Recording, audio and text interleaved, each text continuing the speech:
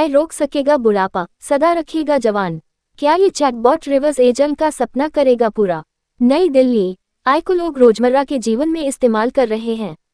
इससे लोग ईमेल लिखवा रहा, रिसर्च पेपर लिखवा रहा है, पीपीटी बनवा रहे हैं, जबकि बच्चे होमवर्क में हेल्प रहे हैं। लेकिन ये सिर्फ इंसानी काम को आसान नहीं कर रहा, बल्कि अब एक ऐसी प्रोसेस का हिस्सा भी बन चुका है जो इंसान को जवान रखने में मदद कर सकती है। कई वैज्ञानिकों और एक्सपर्ट्स को उम्मीद है कि वे एआई की मदद से ऐसा फॉर्मूला विकसित कर सकते हैं जिससे लोग जवान रह सकते हैं। तारांकन एआई मॉडल विकसित किया। दरअसल हाल ही में ओपनएआई ने सिलिकॉन वैली की एक स्टार्टअप कंपनी रेट्रो बायोसाइंसेस के साथ मिलकर एक नई उपलब्धि हासिल की है। उन्होंने एक खास एआई मॉडल बनाया है जिसका नाम है GPT-4B माइक्रो है। यह high protein sequence, biological literature और 3D मॉलिक्यूल स्ट्रक्चर पर ट्रेन हुआ है। इसका मकसद है शरीर के सेल्स को बेहतर बनाने में मदद करना। GPT-4B माइक्रो चैटबॉट क्या करता है?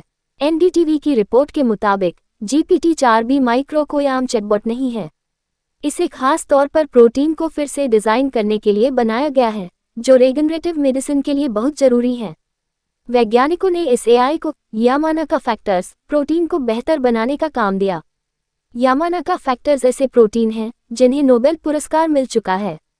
ये प्रोटीन एडल्ट सेल्स को फिर से स्टेम सेल में बदल सकते हैं।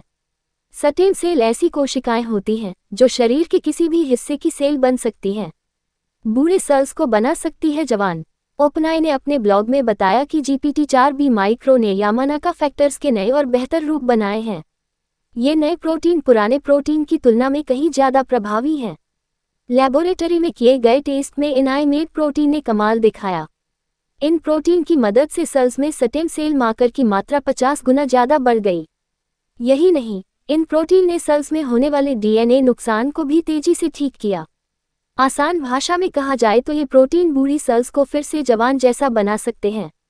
बुढ़ापे को भी रोका जा सकता है। तारांकन। इस खोज ने वैज्ञानिकों को हैरान कर दिया। एआई की मदद से बनाए गए प्रोटीन ने पुराने प्रोटीन को बहुत पीछे छोड़ दिया। इसकी मदद से भविष्य में ऐसी दवाएं बन सकती हैं जो बुढ़ापे को धीमा करें या कुछ हद तक उलट दें। इससे न केवल बुढ़ापे से जुड़ी बीमारियों का इलाज हो सकता है, बल्कि इंसान की जिंदगी को और बेहतर बनाया जा सकता है। बुढ़ापे को रोकने की दिशा में भी कदम बढ़ सकते हैं।